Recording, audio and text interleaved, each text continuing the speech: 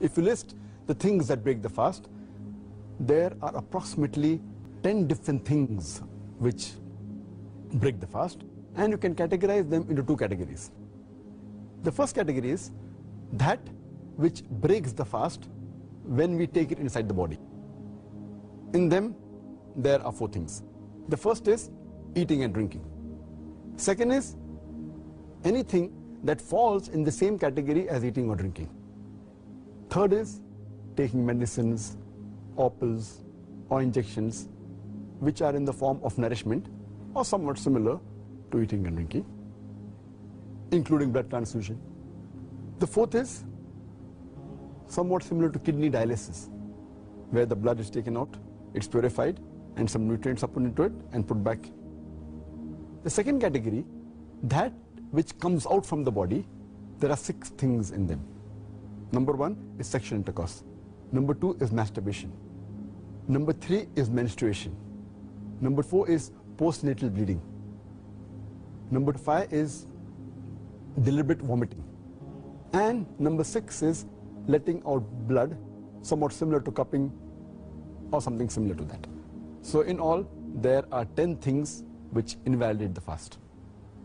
Of those 10 things you've mentioned, could you now tell us which is considered to be the most serious and sinful act which invalidates the fast?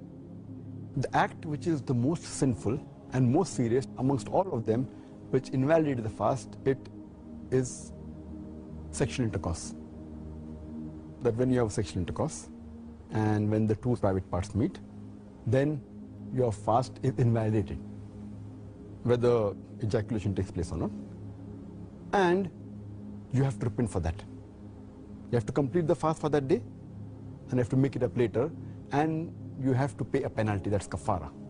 According to the Sahih Hadith, in which a beloved Prophet said, it's mentioned in Sahih Bukhari, volume number 3, in the book of fasting, Hadith number 1936, where a man comes to the Prophet and says that I am ruined. Oh Prophet, I am ruined. The Prophet says, what is the matter? The man says, I had sex with my wife while I was fasting. So the Prophet says that, can you free a slave? So the man says, no, I cannot.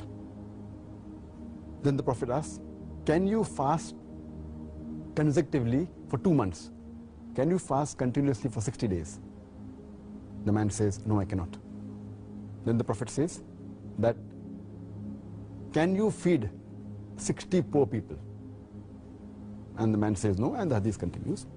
In short, we come to know from this hadith that if any person does a sexual intercourse, it is one of the major sins. It is the most serious and sinful amongst all the things that break the fast.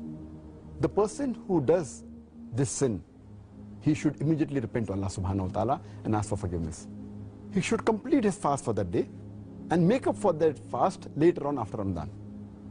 And he has to pay a penalty, and the penalty we come to know from the hadith is that he either frees a slave if he can, if he does not have the money to free the slave, or he cannot find a slave to free, then he should fast for 2 consecutive months.